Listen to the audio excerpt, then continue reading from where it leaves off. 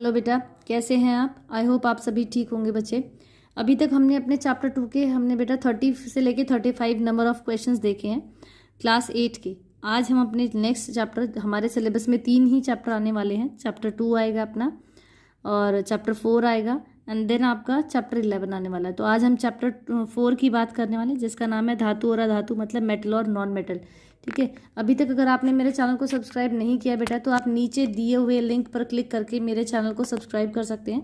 As you subscribe my channel बेटा, तो वो मुझे मोटिवेशन देता है कि मैं आपके लिए और अच्छे से वीडियोस बना सकूं और भी अच्छे से मैं आपको जितना भी कंटेंट मेरे पास है मैं आपको वो प्रोवाइड करा सकूं। ठीक है, तो पहले हम फर्स्ट क्वेश्चन की बात करेंगे। आज जो हमारा पहला क्वेश्चन है, क्वेश्चन की बात करेंगे बेटा। फर्स्ट क्वेश्चन है, निम्नलिखित में से कौन सी एक धातु नहीं है? आपको बताना है, यहाँ 4 ऑप्शंस दिए हुए हैं, आपको बताना है कौन सा धातु नहीं है। फर्स्ट ऑप्शन है copper, second sulphur, third aluminium और फोर्थ है आयरन। कॉपर, एल्यूमिनियम और आयरन ये तीनों की तीनों धातुएं होती हैं बेटा। सल्फर हमारा अधातु होता है, तो ये हमारा क्या है बच्चे, ये एक धातु नहीं है। सेकंड क्वेश्चन है, पदार्थ जो हथौड़े से पीटने पर चपटा हो जाता है। देखो, हथौड़े से पीटने वाली जो प्रॉपर्टी है उसको हम क्या कहते हैं बेटा, आघातवर्धन्यता कहते हैं। तो निम्नलिखित में से आपको बताना कौन सा आघातवर्धन्य है, मतलब जो चपटा हो जाता है पीटने से। आयोडीन का क्रिस्टल बिल्कुल नहीं, सल्फर का टुकड़ा बिल्कुल भी नहीं, कोयले का टुकड़ा बिल्कुल भी नहीं। क्या होता है, जिंक का दाना। बिल्कुल, जिंक एक धातु है और धातु को अगर आप पीटते हैं, हथौड़ा मारकर पीटते हैं, तो वो क्या हो जाएगा, एक वो चपटा हो जाता है, वो टूटेगा नहीं, वो बिखरेगा नहीं। ठीक है, नेक्स्ट क्वेश्चन है, धातु अधातु हथौड़े से पीटने पर सामान्यतः टूटकर चूरा हो जाते हैं। निम्नलिखित में से कौन सा एक अधातु है? हमें पता है बेटा, इस प्रॉपर्टी को हम क्या कहते हैं, जो गुण है इसको हम कहते हैं आघातवर्धन्यता। जब आप धातु को हथौड़े से पीटते हैं तो वो क्या नहीं होता, वो टूटता नहीं है, बिखरता नहीं है। जबकि अगर मैं अधातु को हथौड़े से पीटती हूँ तो वो टूट कर चूरा, उसका चूरा बन जाता है। ठीक है, तो आपको वही बताना है कि कौन सी धातु है और कौन सी। लोहे की कील एक धातु है, कॉपर की प्लेट ये भी धातु है, एल्यूमिनियम की तार ये भी धातु है, कोयले का टुकड़ा बिल्कुल आपका क्या है, अधातु है। तो यहाँ पर ऑप्शन आपके पास फोर्थ हो जाएगा, अधातु। नेक्स्ट फोर्थ क्वेश्चन है बेटा, पदार्थ जिनको खींचकर तारों में बदल सकते हैं उसे वो तन्य कहलाते हैं। बिल्कुल, इस प्रॉपर्टी को, इस गुण को हम क्या कहते हैं, तन्यता कहते हैं।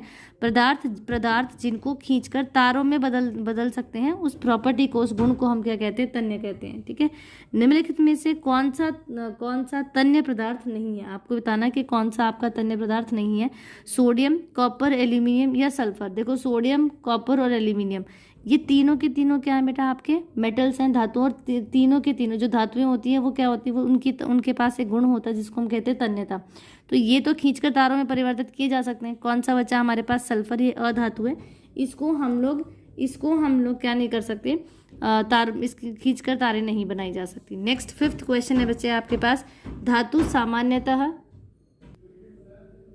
कठोर होती हैं, मतलब धातु सामान्यतः कठोर होती हैं। निम्नलिखित में से कौन सी धातु अपवाद है और आसानी से चाकू से काटे जा सकते हैं? बिल्कुल, अपवाद का मतलब होता है कि जो इस गुण को होल्ड नहीं करती है, जो इस प्रॉपर्टी को नहीं फॉलो करती है, उसको हम अपवाद कहते हैं। ठीक है, तो ऐसी धातु भी है हमारे पास जिसको हम किससे, चाकू से काट सकते हैं। आयरन को नहीं काट सकते, गोल्ड को नहीं काट सकते, मैग्नीशियम को भी नहीं काट सकते। बिल्कुल, सोडियम है आपके पास जिसको हम नाइफ के साथ, चाकू से हम क्या कर सकते हैं, उसको काट सकते हैं।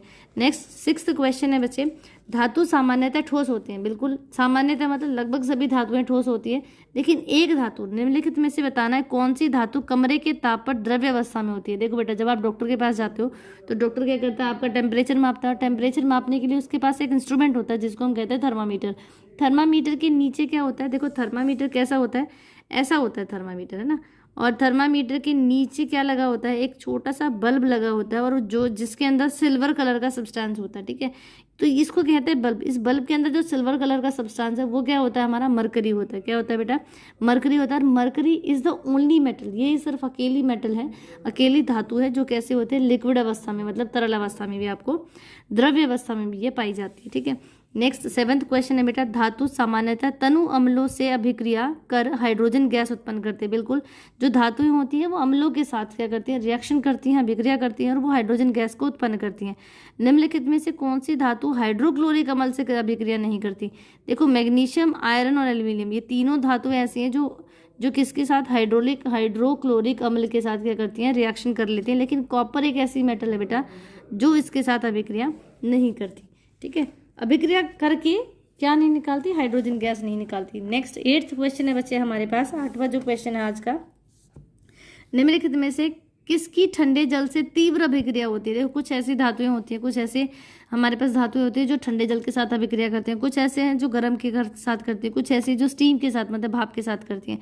तो आपको इनमें से बताना है कौन सी ठंडे जल के साथ तीव्र मतलब बहुत जल्दी अभिक्रिया करती है।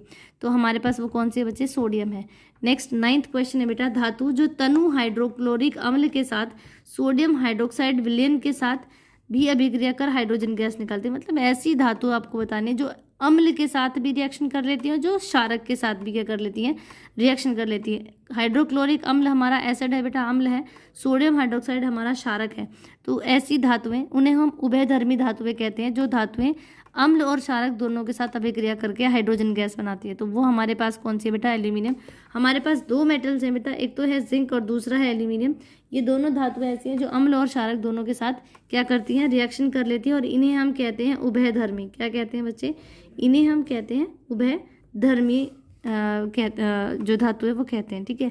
नेक्स्ट 10th क्वेश्चन हमारा, निम्नलिखित में से कौन सी अधातु वायु में खुला रखने पर अभिक्रिया करती है। किसमें, हवा में खुला रखते हैं तो वो अभिक्रिया करती है और आग पकड़ लेती है। इंपॉर्टेंट बात है, अभिक्रिया तो कर लेते हैं। जैसे अगर मैं अधातु है पहली बात, उसको खुले में रखने से अभिक्रिया कर लेती है और आग पकड़ लेती है। तो वो हमारे पास क्या है बेटा, फॉस्फोरस है। क्या है बच्चे, फॉस्फोरस, जिसका सिंबल होता है P। ठीक है।